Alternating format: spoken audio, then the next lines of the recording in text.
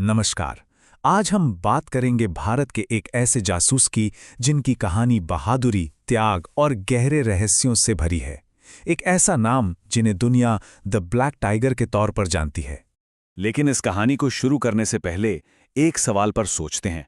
आखिर एक लेजेंड, एक किंवदंती बनने के लिए क्या लगता है? ये सवाल इस कहानी की आत्मा है।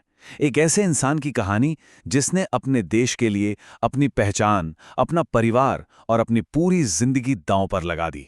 तो कौन थे द ब्लैक टाइगर? चलिए जानते हैं इस कोड नेम के पीछे छिपे असली इंसान को। इस कोडनेम के पीछे जो शख्स थे उनका नाम था रविंद्र कौशिक, भारत की खुफिया एजेंसी रॉ के एक जांबाज अंडरकवर एजेंट, जिन्होंने पाकिस्तानी सेना के अंदर तक घुसपैठ की और भारत को वो खुफिया जानकारी दी जो बेहद जरूरी थी। और द ब्लैक टाइगर ये सिर्फ एक कोडनेम नहीं था, ये उनकी बेमिसाल हिम्मत को दिया गया एक सम्मान था।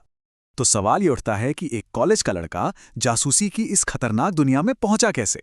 ये कहानी है एक कलाकार के जासूस बनने के अनोखे सफर की। रविंद्र कौशिक राजस्थान के श्री गंगानगर के रहने वाले थे। उनके पिता इंडियन एयरफोर्स में थे, लेकिन रविंद्र कौशिक की असली पहचान थी एक एक्टर के तौर पर। उन्हें थिएटर का बहुत शौक था और कहते हैं ना कि टैलेंट छिपता नहीं। उनके इसी एक्टिंग के हुनर ने रॉ के अधिकारियों का ध्यान अपनी ओर खींचा और यहीं से उनकी जिंदगी का सबसे मुश्किल, सबसे बड़ा इम्तिहान शुरू होता है। रविंद्र कौशिक के वजूद को मिटाकर एक बिल्कुल नई पहचान बनाने का काम। एक नया नाम, नबी अहमद शाकिर। दिल्ली में अगले 2 साल तक उन्हें एक बहुत ही कड़ी सीक्रेट ट्रेनिंग दी गई। ये सिर्फ उर्दू सीखने या इस्लामी रीति रिवाज जानने के बारे में नहीं था।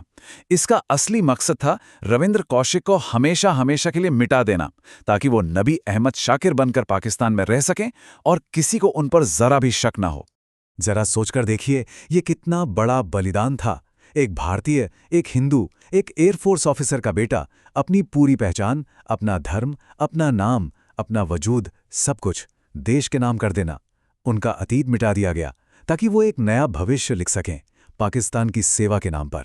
तो ट्रेनिंग पूरी हुई, एक नई पहचान मिली और अब शुरू हुआ असली मिशन।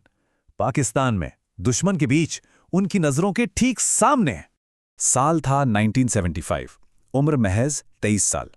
रविंद्र कौशिक अब नबी अहमद शाकिर बनकर पाकिस्तान पहुंचे। वहां उन्होंने कराची यूनिवर्सिटी से लॉ की डिग्री ली और फिर सीधे पाकिस्तान आर्मी में नौकरी हासिल कर ली। मतलब वो इतनी आसानी से सिस्टम का हिस्सा बन गए कि ये उनकी काबिलियत का सबसे बड़ा सबूत था। और फिर आए वो साल 1979 से 1983। ये वो 4 साल थे जब द ब्लैक टाइगर ने पाकिस्तानी सेना की हर एक चाल, हर एक सीक्रेट की जानकारी भारत को भेजी। ये वो जानकारी थी जिसने भारत को हमेशा दुश्मन से एक कदम आगे रखा। उनकी बहादुरी की गूंज दिल्ली तक पहुंची और इतनी ऊंची पहुंची कि खुद उस वक्त की प्रधानमंत्री इंदिरा गांधी ने उनकी हिम्मत को सलाम करते हुए उन्हें ये नाम दिया, द ब्लैक टाइगर। सब कुछ एकदम सही चल रहा था, मिशन कामयाब हो रहा था, और फिर कहानी में एक ऐसा मोड़ आया जिसने सब कुछ बदल कर रख दिया। उनका राज खुल गया। अब हम कहानी के उस दुखद हिस्से में चलते हैं जहां इस जांबाज एजेंट का मिशन खत्म हो गया। ये कहानी है विश्वासघात और गिरफ्तारी की।